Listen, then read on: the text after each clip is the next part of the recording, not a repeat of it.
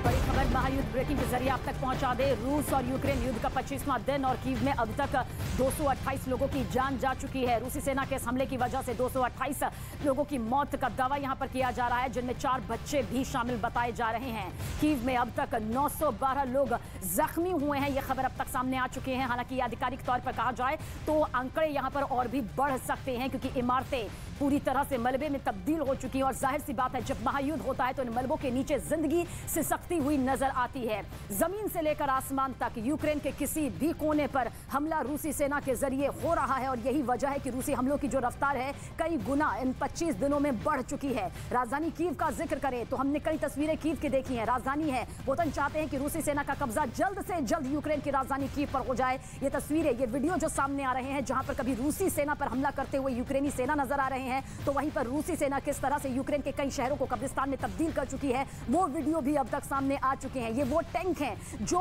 जमीन पर तबाही मचा रहे हैं, और आसमान की तरफ से देखें तो आसमान में से कभी भी आग के मौत के गोले किस तरह से यूक्रेन के कई शहरों में बरस रहे हैं, लोगों की जिंदगी लील रहे हैं, वो वीडियो भी सामने आ चुके हैं।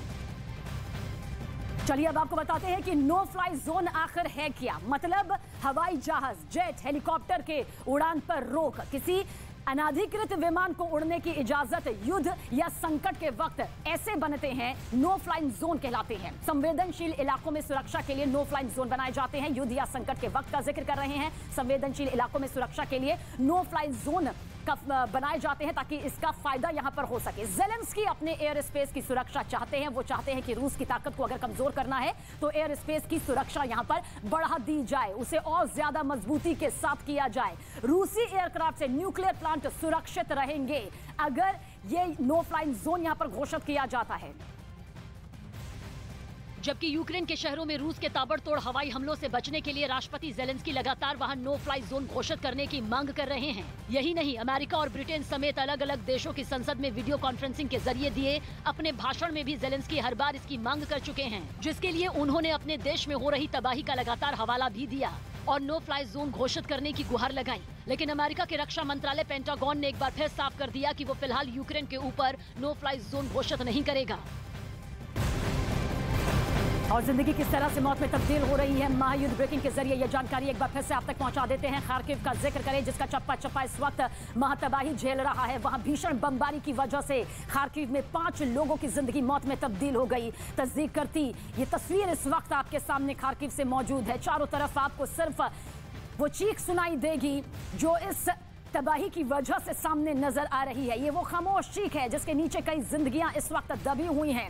खार्किव, जहां पर कई हमले अब तक रूसी सेना के जरिए किए जा चुके हैं, किस तरह से खार्किव पूरी तरह से खंडहर में तब्दील हो चुका है, उजड़ चुका है, ये देखिए जीता जागता ये सबूत इस वक्त आपके सामने से वीडियो के जरिए मौजूद है, जहां पर 5 लोगों की मौत की खबर निकलकर सामने आ रही है।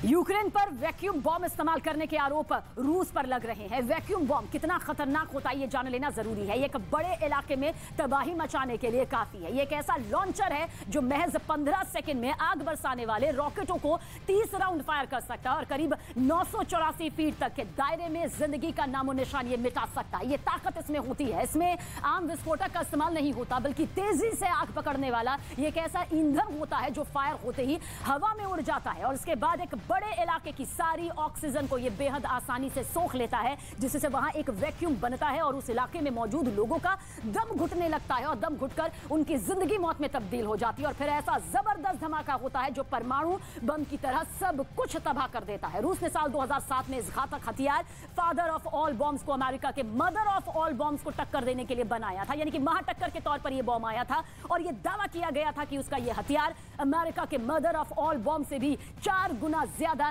ताकतवर है। और देखिए आज हालात क्या बने हुए हैं। और एक बार फिर जानकारी आप तक पहुंचा दें कि आज भी रूस ने यूक्रेन पर हाइपरसोनिक मिसाइल से हमला किया है, यानी कि यूक्रेन को साधते हुए, निशाना बनाते हुए हाइपरसोनिक मिसाइल जो है उसे दागा है। 2 दिन में दूसरी बार रूस ने हाइपरसोनिक मिसाइल से यह हमला किया और फिर हाइपरसोनिक मिसाइल से हमला में यूक्रेन का तेल डिपो तबाह हो गया, जिसके इस्तेमाल के बाद एक बड़ा इलाका मलबे के ढेर में बदल जाता है। जिंदगी का नामो निशान खत्म हो जाता है। यही वजह है कि फादर ऑफ ऑल बॉम्ब्स को रूस का ब्रह्मास्त्र भी कहा जाता है।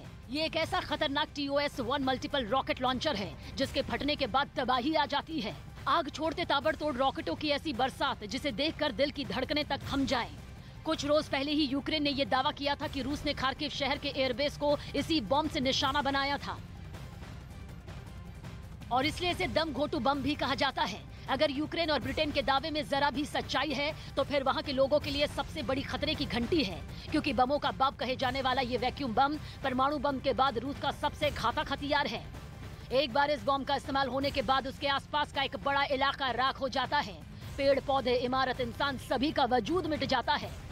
इस बम की मार से बचने के लिए बंकर भी काम नहीं आते, क्योंकि वहां छिपे लोगों का दम भी ये बम घोंट देता है। मतलब ये कि महफूज जगह पर छिपे दुश्मन भी इस बम से बच नहीं पाएंगे।